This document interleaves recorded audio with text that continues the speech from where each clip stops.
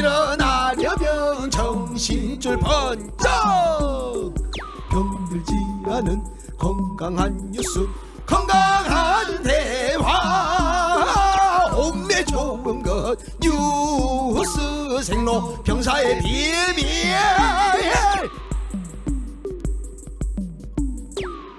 뉴스의 본질, 뉴스의 비밀을 파고드는 시간 뉴스 생로병사의 비밀 시작합니다. 뉴스빙하 김민아 시사평론가, 뉴스화산 김수민 시사평론가 어서 오세요. 반갑습니다. 안녕하세요.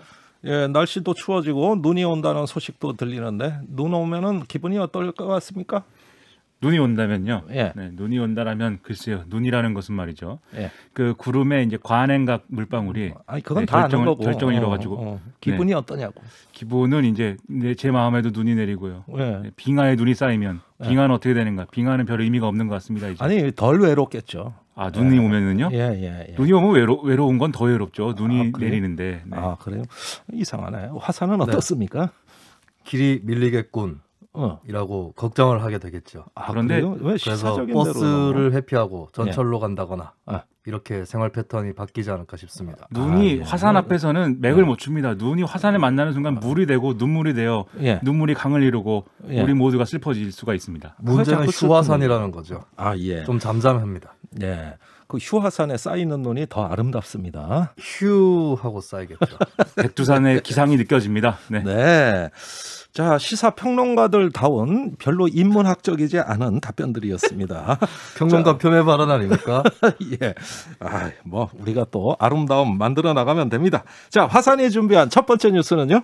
네, 새해 벽두부터 정치권에 큰 쟁점이 만들어졌습니다. 네. 두 전직 대통령 이명박 박근혜 전 대통령에 대한 사면 얘기를 아하. 이낙연 더불어민주당 대표가 꺼냈고요. 예. 지금은 한 발 물러선 모양새지만 파장이 만만치 않습니다. 그래요. 1월 1일 뉴스원 인터뷰에서 처음 밝힌 내용인데요. 예. 111이네요. 1월 1일 뉴스원.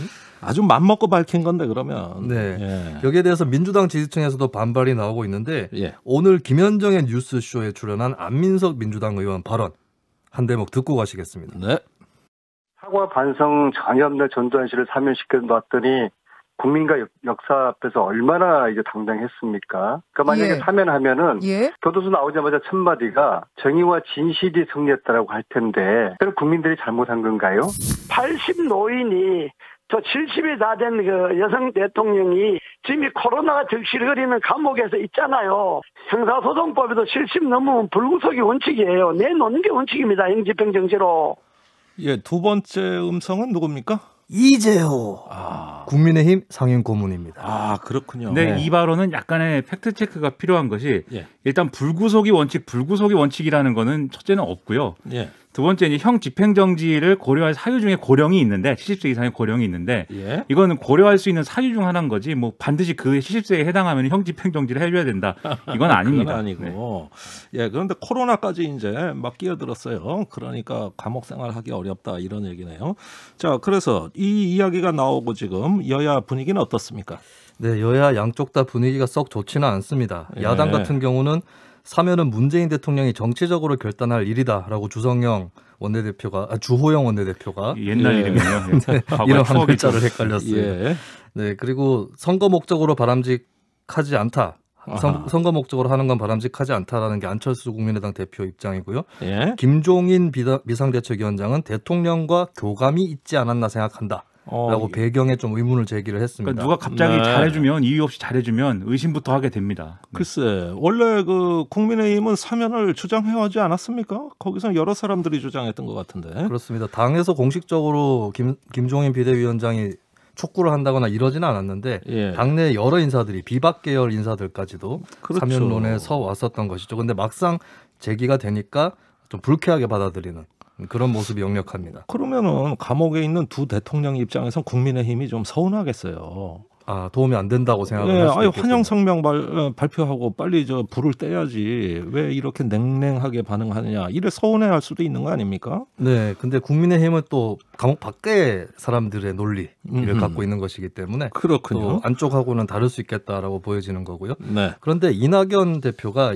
발언을 철회한 것은 아닙니다. 1월 네. 14일에 있을 대법원 판결을 기다려보겠다. 아하. 그리고 문재인 대통령이 이달 중순에 기자회견을 하기로 했거든요. 예. 그 기자회견까지 지켜보고 계속해서 이어나갈지 말지를 판단할 것 같습니다. 네, 여당 대표의 발언이라면 아무렇게나 나오진 않았을 거 아닙니까? 뭔가 치밀한 검토가 있었을 텐데도 이렇게 이틀 만에 철회하는 이런 어떤 엉뚱한 효과 정말 이해하기 어렵나요?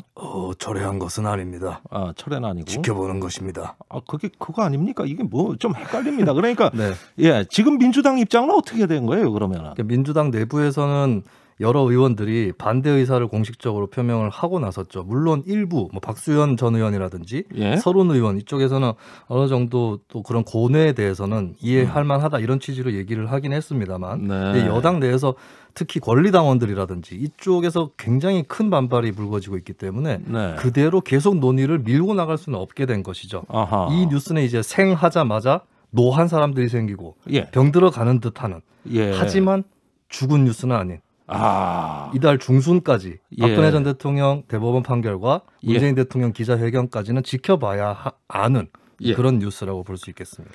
아, 그래요? 자, 지금 문제는 그 박근혜 대통령도 재판 중이지 않습니까? 형이 확정되지도 않았는데 사면 얘기가 나온다는 게 법리상으로는 좀 문제가 있어 보여요. 과거에 이낙연 대표가 발의했던 법안에도 두 전직 대통령 이럴 경우에 사면 대상은 아니죠. 네, 2005년 6월에 이낙연 대표가 새천년 민주당 예. 의원 시절에 발의한 법안이 있는데 아이고, 오래전이네. 이 법안에 보면 공통발의 의원에 주호영 원내대표도 들어가 있습니다. 그렇습니까? 네, 이 법안 발의 내용을 보면 네. 대통령은 사면을 결정할 때 대법원장의 의견을 구하도록 한다라고 네. 하는 것이 있고요. 그리고 확정 판결을 받은 후 1년 이하이거나 형기의 3분의 1을 채우지 않은 사람은 사면 대상에서 제외한다. 아하. 이명박 박근혜 전 대통령 둘 다 해당하는 거죠. 그렇군요. 그리고 특별 사면에서 불가능한 범죄 유형을 따로 빼놨습니다. 예. 여기 보면 사기, 횡령, 뇌물죄 이런 것들이 들어가 있는데 예. 이 두 전직 대통령이 다 뇌물죄로 처벌을 받는 상황이기 때문에 또 제외가 되는 것이죠. 그러네요. 예, 그래서 연적연 이낙연의 적은 이낙연인가? 라는 아. 논란은 불가피해 보입니다. 근데 이게 왜 이렇게 됐느냐라는 문제에서 사실 하나 생각해 봐야 될 게 예. 이제 흔히들 이제 이렇게 말씀하시는 거잖아요. 이낙연 대표가 이제 대권 주자로서 중도층을 잡아야 되니까 예. 좀 확장성을 겨냥해서 이제 이러한 발언을 한 것이다. 그러한 아하. 포석이다. 예. 이렇게 보는 것인데 예. 과연 이렇게 접근하면 중도층이 좋아할까요? 저는 상당 의문이 있습니다. 왜냐하면 이명박 박근혜 전 대통령의 사면 문제라는 것은 사실 이명박 전 대통령과 박근혜 전 대통령의 굉장한 팬들이 아니면 또는 예. 직간접적으로 전 정부와 연관이 있는 인사들이 아니면 사실 긍정적으로 반응하기 어려운 주제인 것이 예. 지금 문재인 정부를 공격하는 중도층의 그 어떤 논리랄까요? 좀 마뜩차나하는 논리라는 것도 사실 뭐 공정의 문제라든지 이런 게 있는 거 아닙니까? 예. 근데 이분들은 어쨌든 재판에서 형이 확정이 됐고 그리고 이 형대로 사실은 이 뭐랄까요 수용 생활을 해야 되는 것이 공정한 것인데 예. 그것을 대통령이 그러한 권한을 가졌다는 이유만으로 사면을 해주는 것에 대해서 과연 이제 좀 긍정적으로 반응하겠느냐 의문이 있는 거거든요. 그래서 이낙연 대표가 이걸 중도층을 겨냥해서 뭐 했다기보다는 저는 이제 이 사면이 아니라 이 사면으로 시작해서 이후에 가져갈 포석들이 있을 겁니다. 아마 그래서 뭐 아, 그게 뭔가 굉장히 궁금해지네. 예, 그건 이제 이낙연 대표한테 물어봐야 알겠는데 예. 대략 그게 뭔가 국민 통합 내지는 뭔가 이런 좀 상황들을 정리해 가면서 하는 예. 이낙연 리더십을 세우는 과정이 이제 올해는 될 것 같은데 예. 그 처음에 수를 이제 사면으로 둔 거죠. 아하. 그래서 그런 점에서 이제 첫 수가 좀 꼬인 느낌이고 예. 두 번째로는 아마 이 특히 첫 수를 사면으로 꺼낸 이유도 사실은 문재인 대통령의 의중이나 이런 거를 스스로 헤아린 결과가 아닌가 좀 이렇게 생각이 됩니다. 무슨 얘기냐면 문재인 대통령이 반드시 전직 대통령들을 사면해야겠다 이렇게 막 생각했다. 그게 아니라 이낙연 대표가 볼 때 대통령 입장에서는 아마도 고뇌일 것이다. 왜냐하면 14일 날 박근혜 전 대통령 그 재상고심 이 결론이 나오고 예. 그러면 자연스럽게 사면론이 분출이 될 텐데 일각에서 그거에 대응을 대통령이 잘하려면은 내가 좀 길을 좀 열어놔야 되는 거 아닌가 이런 생각까지 하면서 얘기가 이렇게 된 거 아닌가라는 예. 추측이 좀 가능한 상황이다. 평론가는 이렇게 생각을 합니다. 아, 평론가는 그렇게 생각하는군요. 그런데 평론가들이 문제가 좀 예, 있어요. 한참 검찰 갈등을 이렇게 겪으면서 추미애 윤석열 그 파동이 문재인 대통령 지지율에 굉장히 악영향을 미치지 않았습니까? 네. 그러니까 이런 어떤 분열의 메시지를 통합의 국면으로 이렇게 바꿔주는 국면 전환의 효과. 이래서 윤석열 지지율도 효과를 미친 거 아닐까요?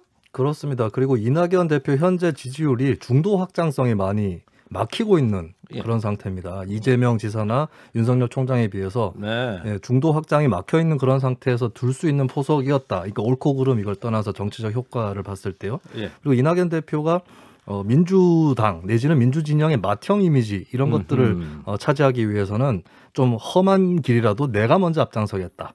내가 먼저 지지층의 욕을 먹겠다. 이런 포지션을 자임했을 가능성도 없지 않다고 봅니다. 과거 노무현 대통령이 생각납니다. 대연정 발언을 할 때. 네, 대연정 발언 때도 그랬고 그리고 안희정 전 충남지사가 대선 국면 때 대연정 발언을 했을 때 민주당 밖의 층에서 안희정 지자에 대한 그 지지가 굉장히 올라갔었거든요. 아하. 그런 정치적 효과도 기대했을 수는 있겠다 이렇게 봅니다. 자, 그런데 그런 효과가 아직은 안 나타났다고 봐야 되겠죠? 그렇습니다.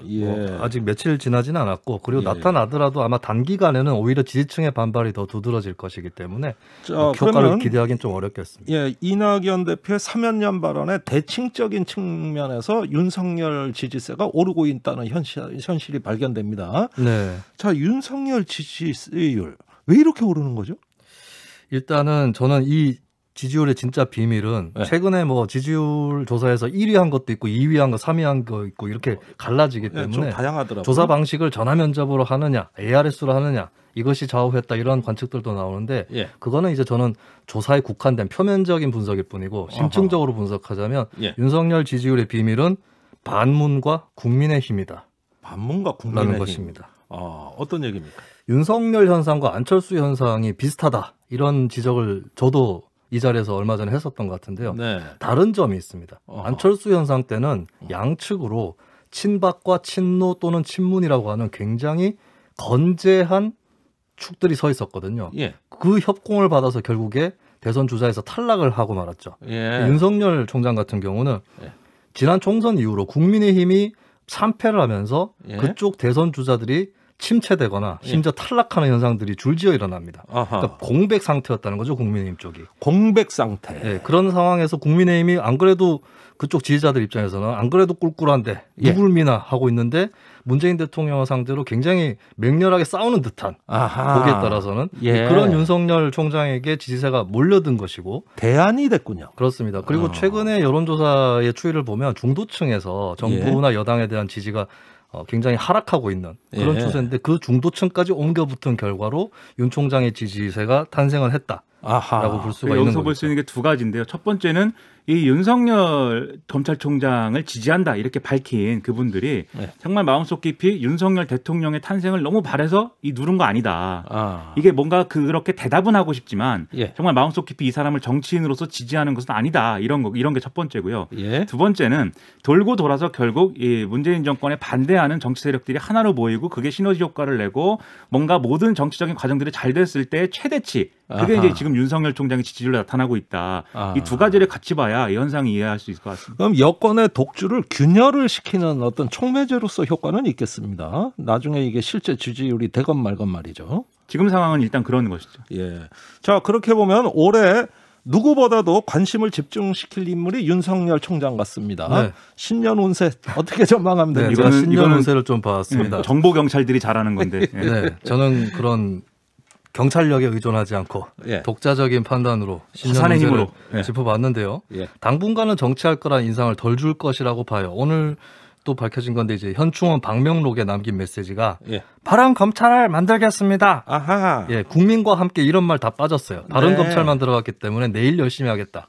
하지만 정치의 계절이 짙어갈수록 윤 총장의 운세는 흔들릴 것 같은데요. 4월 재보선이 고비다라고 하는 것이고 저는 4월 재보선에서 만약에 범야권이 승리하게 되면 윤 총장이 오히려 정치 주자로서는 주춤할 수도 있다. 이게 대안이 많아지니까. 대안도 많아지고 분이 좀 풀렸다 이거죠. 굳이 윤 총장을 밀어줘야 될 이유는 없다. 이게 비슷한 현상이 2016년 박근혜 전 대통령 탄핵 국면 때 이재명 당시 성남시장의 지지율이 계속해서 올라갑니다. 지지율 2위까지 올라가요.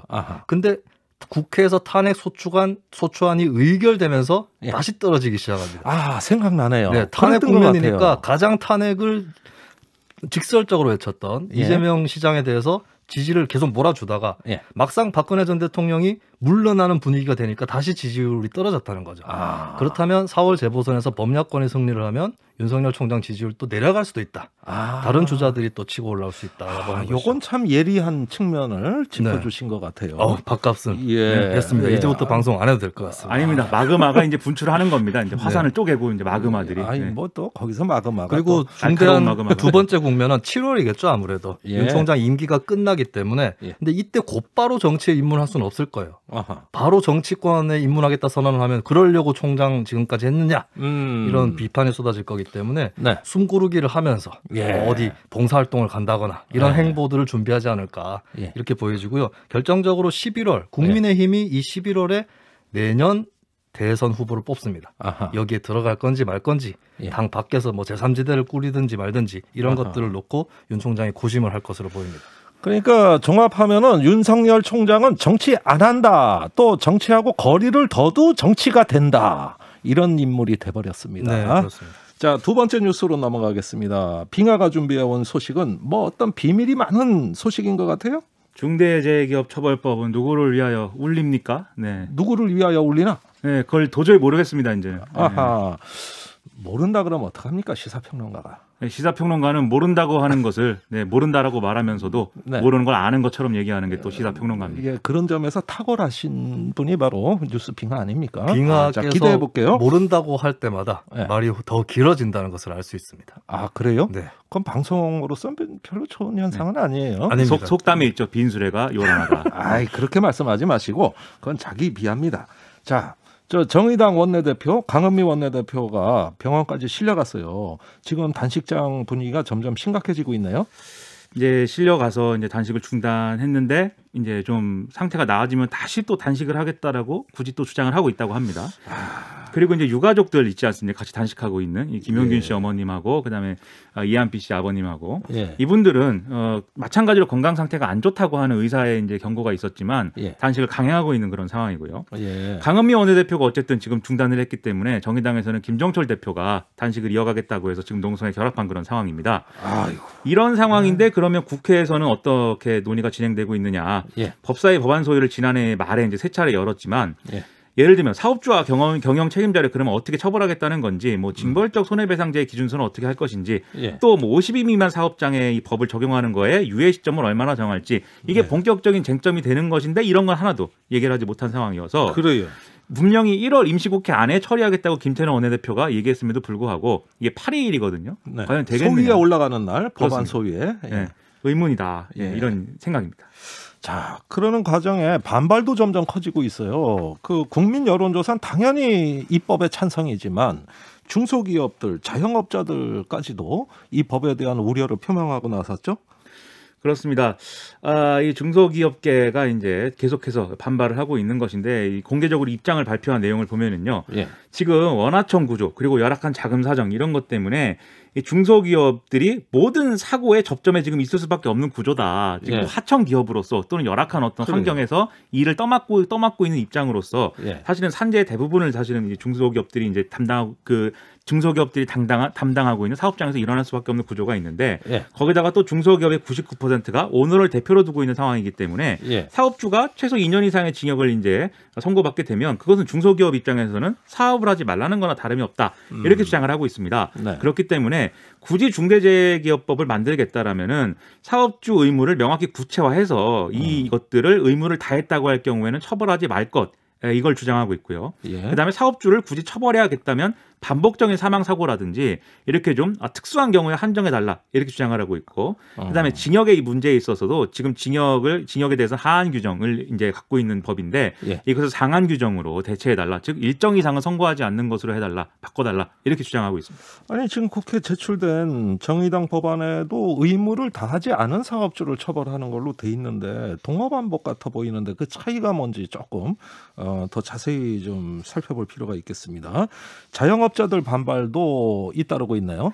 그렇습니다. 오늘 소상공인연합회가 기자회견을 했는데 이 정부 여당의 중대재해처벌법 법안 규정에 공중이용시설에 보면은 이 이른바 이제 음식점, 카페, 제과점, 목욕탕, 노래방 이런 것들이 다 해당되게 써 있는 것이다. 결국 이렇게 해석을 하고 있고요. 그렇기 때문에 소상공인들은 이런 경우에 이제 법의 처벌을 받을 수밖에 없는 현실을 내몰리는 것이기 때문에 특히 코로나19 때문에 힘든 상황에서는 이런 것들이 더 소상공인을 힘들게 한다라면서 굉장히 적극적으로 이 법에 대한 반대 목소리를 내고 있습니다.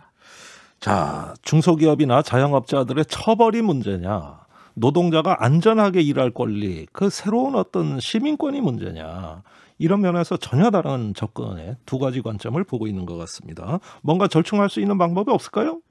이게 결국은 이 법의 취지가 중소기업 업주를 처벌하고 자영업자들을 처벌하는 게 핵심인가, 그걸 한번 이제 되물어 봐야 되겠습니다. 왜냐하면 뭐 자영업자라고 할 때는 예를 들면 어느 이제 업주가 어느 업체에서 뭐 화재 사고가 난다든지 화재사고가 굉장히 크게 난다든지 안전 의무를 하나도 지키지 않아서, 아니면 어떤 뭐 장치가 무너져서 사람들이 뭐 깔려 죽는다든지 이런 거를 얘기하는 건데 이런 것들의 경우에는 이분들에게 책임을 물어야겠지만, 사실 이 법이 해결하고 싶은 가장 많은 경우의 문제는 원하청 구조가 있다든지 이런 상황에서 책임 소재를 원청이 지지 않고 원청의 경영진이 지지 않고 하청에 소속된 노동자나 관리직들이 지게 만드는 책임 떠넘기기 하는 이런 게 이제 문제라고 지금 주장하고 있는 거고, 기본적인 타겟팅은 거기다가 하는 거거든요. 그래서 지금 과잉 처벌이라든지 법적 안정성 훼손 이런 것들은 우려할 수 있는데 그런 부분에서 얼마든지 절충 가능하지만 양보할 수 없는 게 바로 이 산재 사망에 대해서 원청과 경영진의 법적 책임을 지운다는 큰 줄기는 이거는 이제 양보가 불가능한 사안이다라는 겁니다. 이 점에서 지금 제출된 정부안은 실효성이 없는 것이고 더불어민주당조차 정부안을 기준으로 논의는 안 한다고 하고 있거든요. 그래서 이제 구체적으로는 중대재해 범위에서 뭐 사망자가 1인 이상이어야 되느냐 아니면 2명 이상이어야 되느냐 뭐 이런 쟁점도 있는 것이고, 그다음에 50인 미만 사업장에 대한 법 적용 유예라든지 그다음에 사업주나 법인 기관이 제3자한테 임대 영역을 준 경우라든지 이런 것에서 다 후퇴하는 법안이에요. 결국은 정부안과 더불어민주당 일부 법안이 거기다가 가장 이제 중요한 게 인과관계 추정 조항이 삭제된 것인데 이런 것들은 양보가 불가능한 것이고 나머지는 절충할 수 있는 방법을 찾으면 제 생각에는 이 소상공인이라든지 이 중소기업주들의 어떤 반발 이런 것도 어느 정도는 좀 누를 수 있지 않을까 이런 생각이 듭니다. 알겠습니다. 잠시 후 이야기 이어나가겠습니다.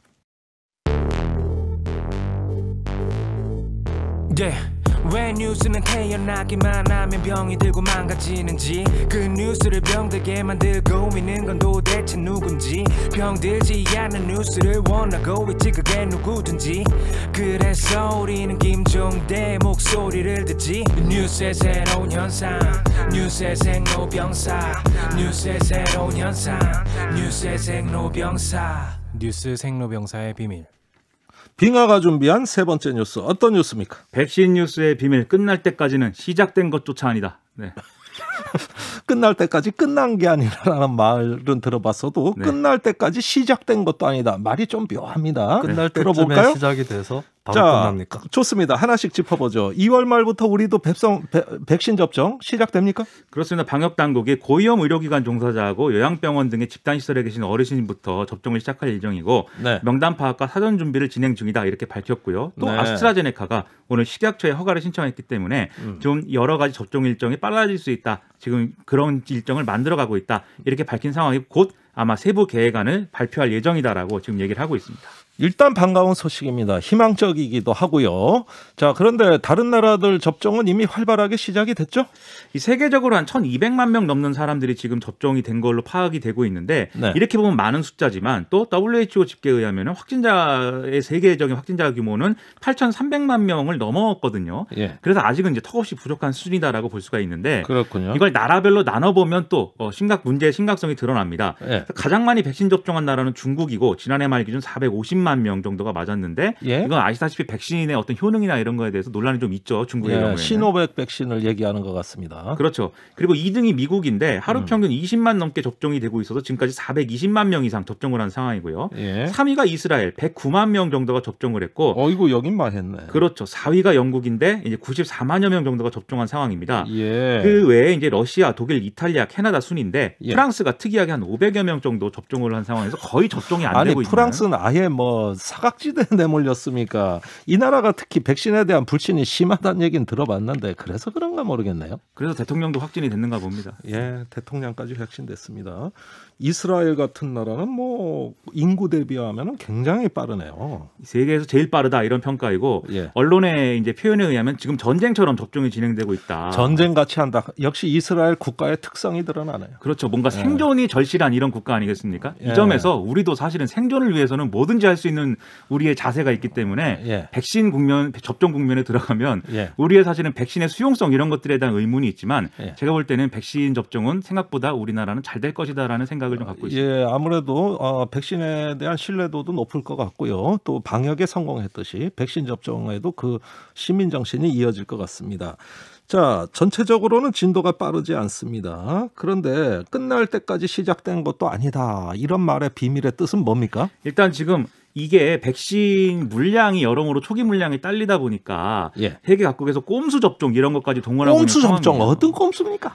영국의 경우에는 1차로 맞는 백신하고 2차로 맞는 백신을 종류를 달리해도 된다. 이런 지침을 지금 얘기를 하고 있는 상황인데 처음 들어보는 얘기네요. 그렇죠. 미국의 질병통제예방센터의 경우에는 이건 과학적 근거가 없다라고 지금 얘기를 하고 있고요. 그다음에 또 영국의 경우에 이 화이자 백신은 백신 티어 1차 티어와 2차 티어 사이에 기간을 정해놨는데 이게 3, 4주 정도인데 이걸 12주까지 늘리자 이렇게 얘기를 하고 있는데 그 경우에 임상 결과가 어떻게 될지에 대해서는 근거가 지금 없는 상황입니다. 글쎄 이래도 되나 모르겠어요. 그렇죠. 그리고 미국의 경우에는 이 백신을 책임지고 있는 사람, 이 사람이 모더나 백신을 용량을 반으로 줄여서 접종해도 면역 효과가 날 것이다. 이렇게 얘기를 하고 있는데 이것도 사실은 어느 정도가 과학적인 것이냐는 의문인 상황이거든요. 이렇게까지 하고 있는 걸 볼 때 백신은 우리가 접종이 막 시작됐다고 해서 마음이 좀 이렇게 싱숭생숭하지만 이게 과연 시작이 된 것인지도 의문인 그런 상황으로 갈 수가 있다. 우려가 좀 됩니다. 이렇게 불확실해서야 어디 이거 살겠습니까? 이 점에서는 아스트라제네카 쪽이 좀 더 강세가 있는 것 같아요. 왜냐하면 화이자 모더나는 1차 백신 한 번만 맞을 때 효능이 50% 정도인 것으로 보이거든요. 근데 아스트라제네카는 80%. 한 번만 맞아도. 그리고 3개월 간격으로 맞도록 고안돼 있기 때문에 보관도 쉽고. 네, 그래서 이제 이럴 때 이제 백신의 일장일단들이 각자 드러난다라고 볼 수 있겠습니다. 자, 끝으로 짧게 우리가 접종할 당시쯤 되면 어떤 상황이 우려됩니까? 대책은요? 이 전문가들이 젊은 세대의 백신 수용성이나 이 부작용에 대한 우려 때문에 백신을 멀리하는 이런 현상이 우리도 있을 것 같다. 이렇게 예상하고 있는데 그렇지 않을 수 있도록 정부 당국이 신뢰를 좀 제고해야 될 것 같고요.